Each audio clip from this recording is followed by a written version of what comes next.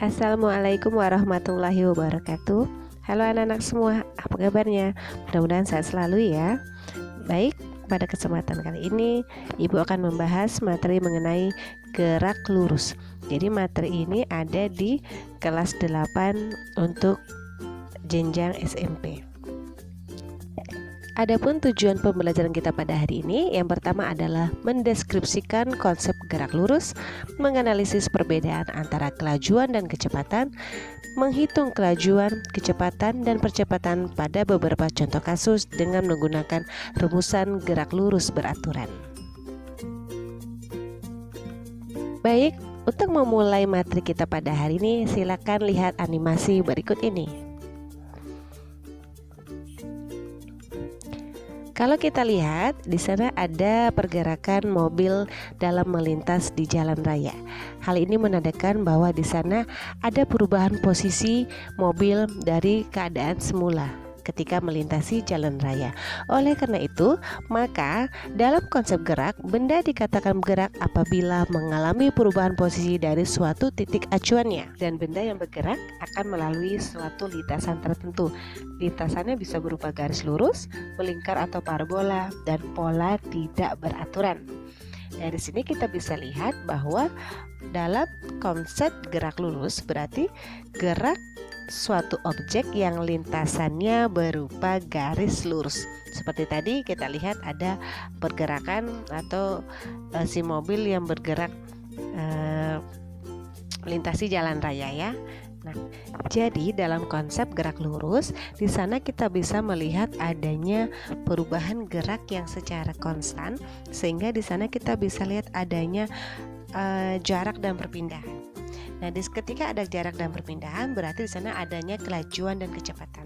Jadi kita bisa melihat ada perbedaan antara kelajuan dan kecepatan. Tapi kalau kita lihat selama ini, sering dianalogikan bahwa kelajuan dan kecepatan memiliki arti yang sama. Padahal kelajuan dan kecepatan itu memiliki arti yang berbeda. Kita lihat satu-satu ya.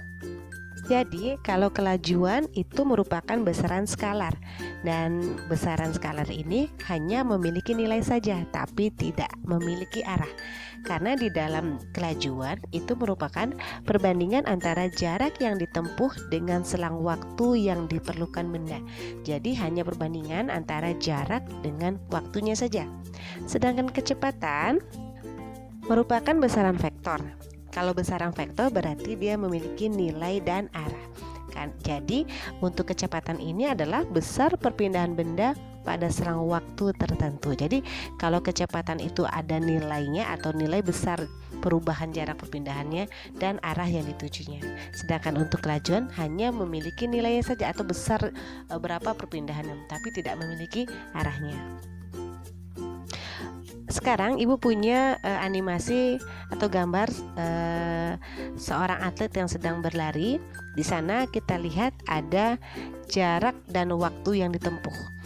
Kalau dilihat untuk waktu yang ditempuh dimulai dari 0 sekon sampai 6 sekon dengan durasi yang sama, yaitu dari 0, 2, 4, dan 6 sekon. Sedangkan waktu tempuhnya atau jarak yang ditempuhnya itu adalah dimulai dari 0 meter sampai 30 meter. Dengan kata lain, si atlet ini menempuh jarak atau mengalami gerak yang bersifat gerak lurus beraturan. Karena apa? Dari rentang waktunya dengan jarak yang ditempuh itu sangat beraturan. Sehingga kalau kita buat secara grafiknya atau grafik gerak lurus beraturan, karena dia beraturan maka nilai dari kecepatannya adalah bersifat konstan. Sehingga kalau kita lihat pada grafik yang sebelah kiri ada hubungan antara jarak terhadap waktu, maka akan berbentuk selalu linear atau naik ke atas dengan secara konstan. Sehingga kalau dibuat untuk jarak untuk grafik yang sebelah kanan, dia adanya perpindahan terhadap waktunya, maka di sana bersifat konstan atau membentuk garis yang lurus. Untuk itu, maka secara matematis gerak lurus beraturan bisa kita definisikan sebagai kelajuan sama dengan jarak dibagi terhadap waktunya, di mana jarak merupakan simbolnya S dalam satuan meter, V adalah kelajuan dalam satuan meter per sekon, dan T adalah waktu tempuhnya dalam satuan sekon. Untuk lebih jelasnya kita lihat contoh berikut. Budi ke sekolah mengendarai sepeda. Jarak rumah Budi dengan sekolah adalah 100 meter dan bisa ditempuh dalam waktu 2 menit. Berapakah kelajuan sepeda Budi? Penyelesaiannya adalah diketahui jarak simbolnya S adalah 100 meter, waktu simbolnya T adalah 2 menit, dan di sini dalam waktunya harus kita rubah dulu ke dalam sekon karena secara sistem internasional satuan untuk waktu adalah sekon, maka 2 menit sama dengan 2 dikalikan 60 sekon. Karena 1 menit adalah 60 sekon, maka jadi 120 sekon. Ditanya kelajuannya atau V-nya, maka kita masukkan ke dalam rumus. V sama dengan S dibagi dengan T.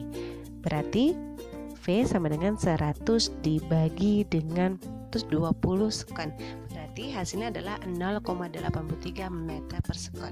Jadi kelajuan yang dialami oleh sepeda Budi adalah 0,83 meter per sekon. Oke, sekian dulu ya materi pada hari ini. Mudah-mudahan bermanfaat. Kita ketemu lagi pada materi-materi selanjutnya. Wassalamualaikum warahmatullahi wabarakatuh.